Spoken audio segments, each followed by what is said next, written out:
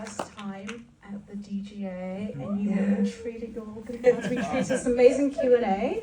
You just arrived today. Yeah, I just arrived a few hours ago. I feel really quite weird, so this is going to be quite interesting. Who knows what's going to happen? Let's give everybody a moment to absorb this film, this incredible, beautiful, fantastic film that you're going to be thinking about today. Congratulations on this, seriously. I want to talk about the ending. I don't know if there are any Brits in the audience, but Murder on the Dance Floor was such a huge hit in the UK. And of course that cinematography, Barry, talk about that song, which was the perfect tune, and getting that, what you told Barry, and working with your cinematographer, Lena Sandgren, on that. There's a lot of questions in there, but... Well, I suppose the thing was we wanted something to feel kind of post-coital. That there was this kind of ecstatic release at the end of the film, because for me, we are with Oliver, in spite of his various, I suppose some would call them misdeeds. And so I'm kind of always interested in pushing our allegiance as an audience and how far we're willing to go and how far we're willing to empathise with someone. And so it felt like the end, it needed this sort of joy, actually, triumph, even if it's sort of really an illusion in lots of ways. So it was initially going to be a walk through the house. The shots, the inverse, I'm sure you all noticed, the inverse of Felix's tour, which is, all one shot on Steadicam. And so we'd always planned that leaving and coming back would be the kind of the route. And obviously it had to be choreographed very specifically. So we got Polly Bennett, who's an unbelievable choreographer who does a lot of work with everyone. She did work on Elvis, and she does The Crown. And we wanted to find something that felt like it was, like it had the feeling of a routine, like it wasn't completely real, but it also conceivably could have been something that you'd do by yourself in a way. So, we had little stops, we had the Coke and blowing Felix's picture a kiss. We had the roll of the dice down the stairs. It was really difficult. Obviously the framing depended so much on timing, and we were timing it to the song. So we did 11 takes. Barry is just a legend. He's just a legend. I mean, the thing about Barry is that's so amazing is I think sometimes there's a sense, I think when you talk about, directors working with actors, and there's a sense that you're sort of in some way talking people into something, which in any circumstance I wouldn't want to do. I think, in general, you want people to be, you're all kind of a ship moving forward, and it's sort of, you're all part of the momentum together. And I think that's doubly so when it comes to nudity and things like that. And so I went to Barry and I said, I don't think the walk's going to be enough. It's so gothic and baroque and over the top, this film. It's so kind of, I don't know, it's a kind of mad fairy tale. We need something more heightened at the end, more triumphant. I think it's got to be a nude dance to Murder on the Dance Floor. And Barry just went, yeah. Yeah. And, and it was just amazing. It was amazing, and it was really tough on the day because he's a boxer, which Polly used a lot of the footwork and stuff from the boxing, but dancing is not something he's ever done before, and obviously he's fully naked. And, so there were a few, and I remember take 7 was pretty good. I mean, it was flawless, but it just lacked certain je ne sais quoi. And I just remember going in I'm so sorry. I was like, fucking hell, okay, fine. And it got to 11, but it was worth it because it is, I think we all understand, my hope for this film in general is we all understand that feeling. Even if it's not that we've murdered a whole family and we've taken over their lives and we're dancing through their house. It's that feeling of fuck yeah. fuck yeah, it's, you know, the completion in some way. So yeah. I love that. Can we give a shout out to the cast who can't be here, unfortunately because of the strike? Barry, Jacob, Rosamund, Richard. I mean, take us back to, you know, writing the story and like the genesis of it. Where did it begin for you? Well, obviously I'm on strike with the WGA. So I will talk in sort of more general terms. I think about the kind of film I wanted to make, if that's all right.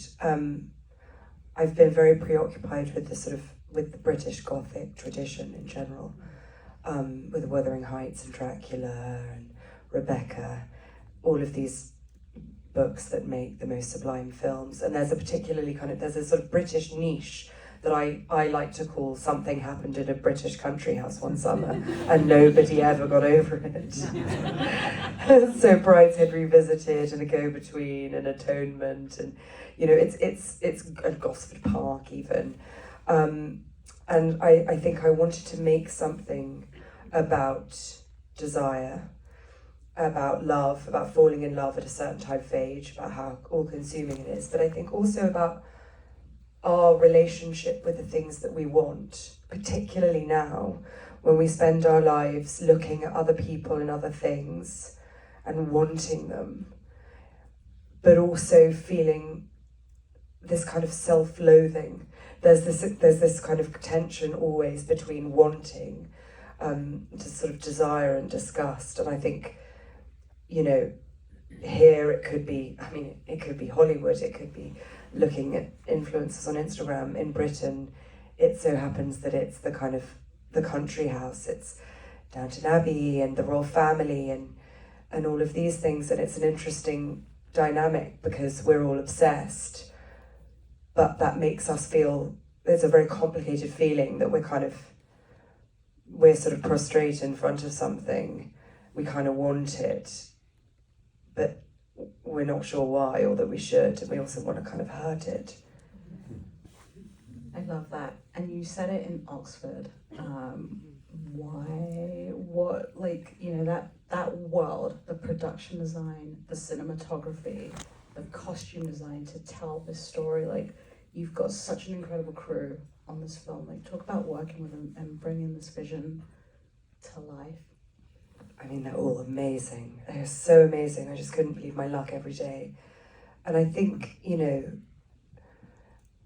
so much of it is about chemistry. I love Linus's work so much. He's, you know, undoubtedly a genius. He's a genius. But he's also an extraordinary person.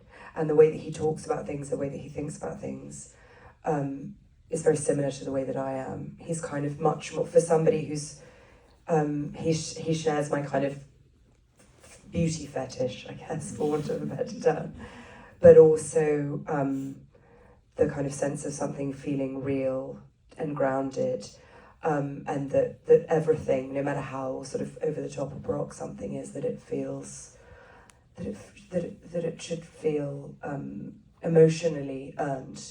That every setup, every camera move actually is really a character move, not more than sort of some exercise in aesthetics. So, I mean, obviously it was the best, and I spoke to him and he said, I'm going to do a Swedish accent, I don't even know why. No, I'm not. As I said, I'm like, no, I won't.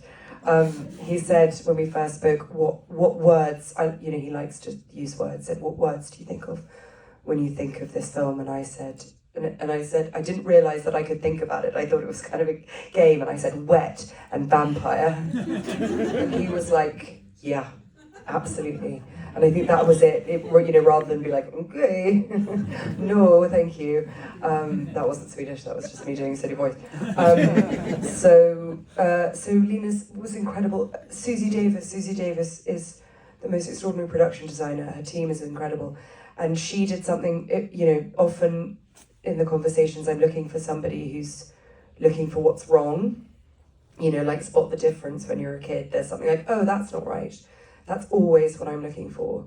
The level of detail that's completely obsessive, but that there's always something uncanny, that something that doesn't quite sit right.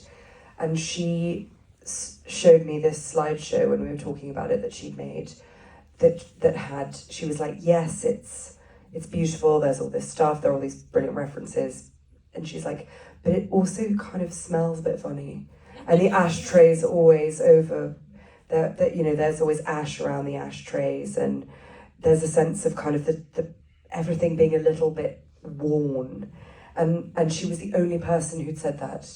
You know, because it's so tempting to go full Peter Greenaway, it's so tempting to go merchant ivory to make something preserved in aspic, but what we were looking for were people who had that, the kind of, both the reality and the kind of tawdriness, actually, of all of our lives, even those of us, you know, living in enormous cars, those of us, those people, I don't live in a castle yet.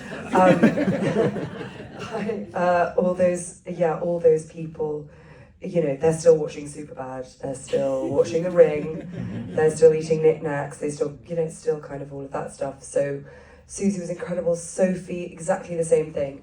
Sophie, who was the costume designer, could have come in and said, you know, which she did, you know, what we got at the end was we got all the archive pieces from St. Martin's graduate shows in 2006. We got Christopher Kane's first, we borrowed some pieces from his first collection for Carrie's character, poor dear Pamela, to wear at breakfast.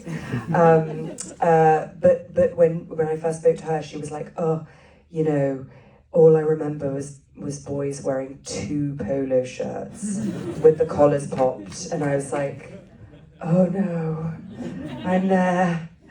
Oh no, and that was exactly what I was after, and same with Sean, you know. When I said to Sean, these extensions need to be bad. We need to see the fake tan, you know, clotted around these girls' hands, you know, no matter how rich or glamorous you were at the time. Fake tan had only come so far in its, you know, it was still in its infancy.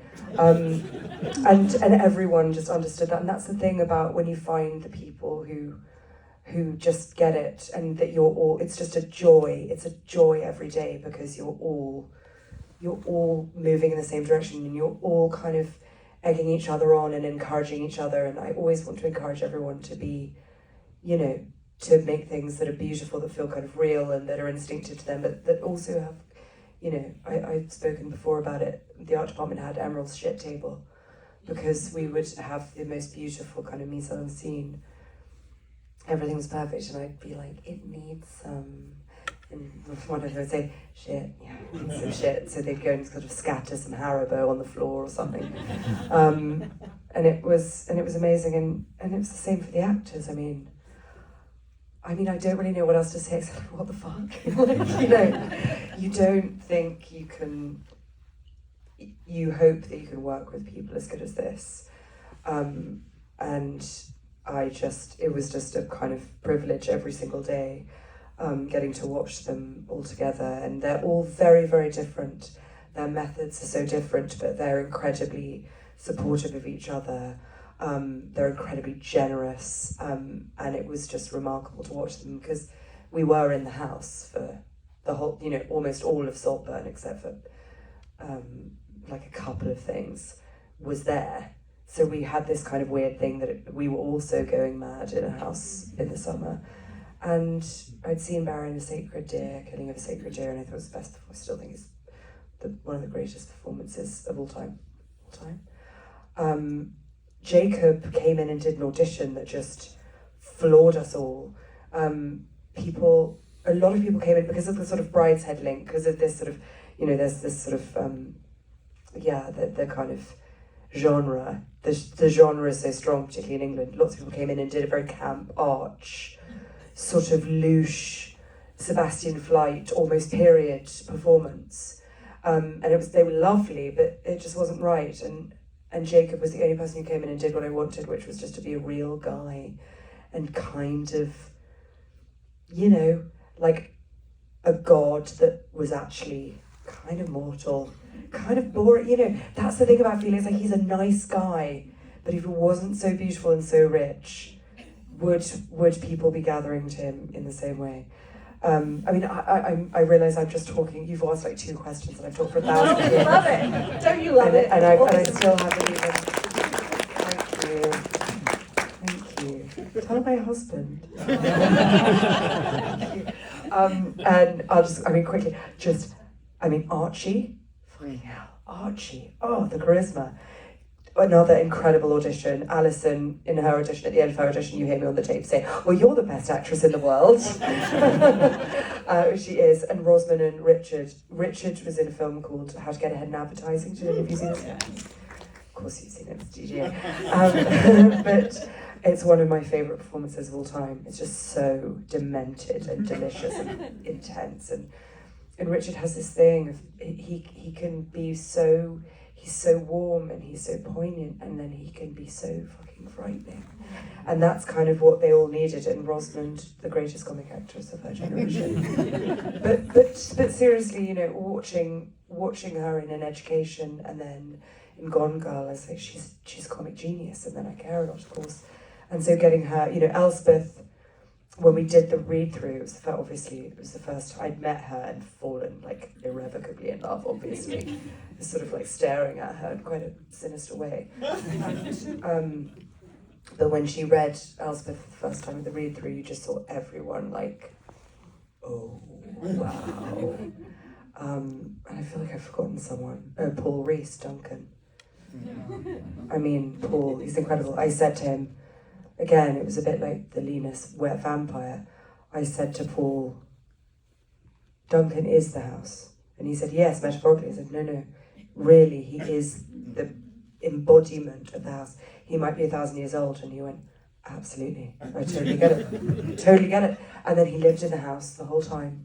And he did become the house. And I think it's one of the most detailed, richest, most fascinating performances, and one of the most devastating. The moment in the shepherd's pie scene where he can't close the curtains and you see him for the first time is so moving. Yeah, I couldn't believe it every day. It was just a dream, a total dream. Incredible casting, incredible actors. I want to talk about the voyeurism aspect of it and how you framed that dynamic between Oliver and Felix, and just watching that journey for the whole film was so fascinating. Like, how did you want to frame it? Well, I guess, so much of this sort of genre is about kind of watching and being watched. So much of those big houses is the sense of kind of invisible eyes. Things are fixed or cleaned without you knowing. Your bag's unpacked, a mirror is suddenly magically just not broken anymore. This place is kind of alive, and so there's always this feeling of being watched. You're always being watched. Your behaviour's being watched. Whether you pick up the right fork, whether you ask for your eggs in the right way, there's this kind of pseudo comfort and casualness which actually hides kind of really sort of scary, constant judgment.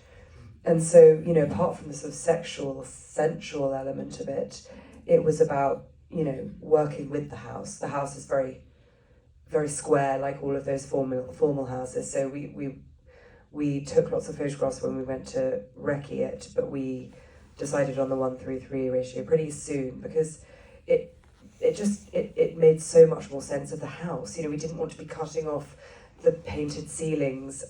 We wanted to be able to we were talking a lot about Caravaggio, about his use of light, about formal framing, about Gainsborough, about British portraiture. And so we really needed closer to to picture, like the pictures in the house. And Archie and Jacob are extraordinarily tall. They're 6'5" each, which also meant that the ratio, just on a practical level, really helped us see everyone when we needed to. But it's all kind of designed to feel like that the Cat and Players theatre that we're peeping in, and that's the thing I think about desire, about wanting, about love, about things and people that we want. Is a lot of that want happens on our own. A lot of it is surreptitious, and so it kind of and the dynamic between Oliver and Felix is one of Felix, to what extent Felix knows he's being watched, that he is made to be watched, he's born to be watched, and it doesn't really mean as much to him because he's that person. But Oliver, his gift is he sees, he watches and he sees what people want and he gives it to them. That's his power. But what he wants, I think, kind of eludes him, but he can spot it. I love that. What was it about 2006 that was special? Well, a few things. Again, part of the framing narrative in these things, it's sort of an old-fashioned trope, really, which is that you need to know that something was, just from a kind of purely practical point of view, for a protagonist to be able to tell you that their life was irrevocably changed. Something can't have happened 2 weeks ago. You need that sense of distance and time, like you have in countless kind of films like this, and books. So there was that kind of framing device from a kind of plot point of view. But also, I think it kind of it takes some of the glamour out of it. There's nothing more like pathetically humanizing than a Carpe Diem tattoo and some like frayed bootcut Carhartt jeans, which of course are now coming back into fashion. Just baffling to me. Spent a lot of the time with the costume designers, the sort of costume designers, and be like, "Oh my god, we found the lamest top. You're gonna love it." I'm like, "Ha ha ha!" I'm wearing it still. I'm wearing it today.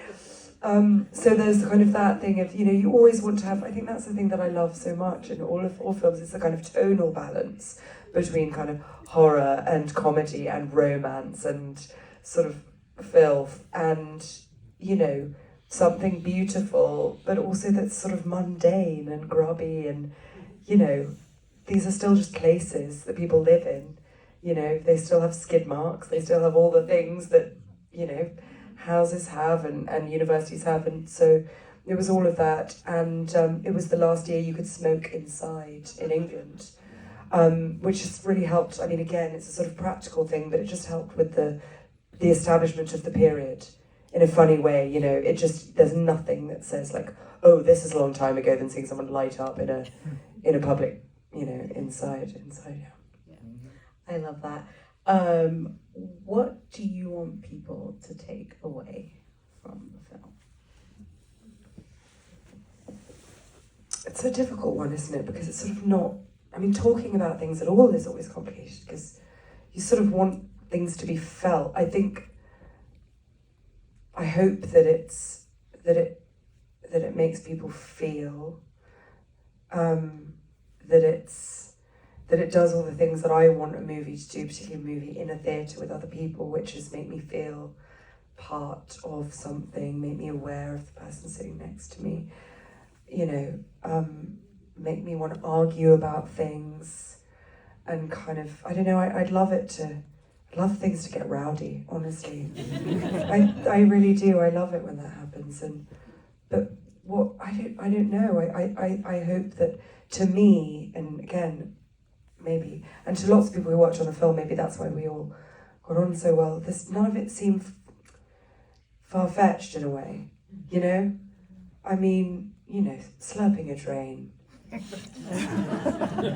I'm not saying that I've done it, but we've all felt something like that. We all have, and I'm so much more interested in that feeling, that kind of sort of mortifying personalness of sex, of real sort of sex and desire. So I suppose I'd love to be able to talk about that.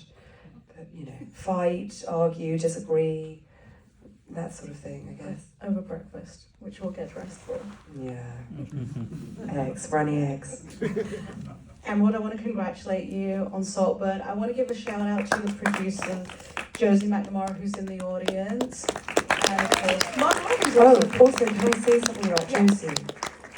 Because I didn't thank him, and I should have. But because Josie he also produced Promising Young Woman, and he's incredibly modest and quite, Josie, where are you? He's there. Confusingly, he's a man. Called Josie. But so he also produced Promising Young Woman, and he is exceptional.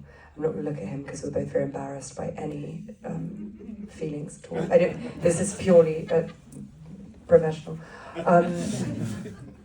Our first got had a family emergency one day. We were in the middle of Northamptonshire, miles from London. There was nobody obviously able to fill his shoes, but of course, immediately it was first thing in the morning. We said, go, we'll work it out, we'll be fine. And Josie, because he's an absolute legend, was a third and a second and a first when he started, and has not put an earpiece in for, 10, 12 years. And he just put it in, and he just firsted for the day, and nobody even noticed. He didn't even mention it. And I think that, I know that we're here at the DGA, but I think like having a group like that who are able to fill in for each other, who are able to just like, without any kind of grandiosity or showing off or needing lots of praise, just step in and do it. That's the kind of job that it was, and it's kind of producers Lucky Chap are, and the team that we work with. So yeah, very proud to be part of it. I want to thank everybody for coming out tonight. Emerald, congratulations. And Saltburn,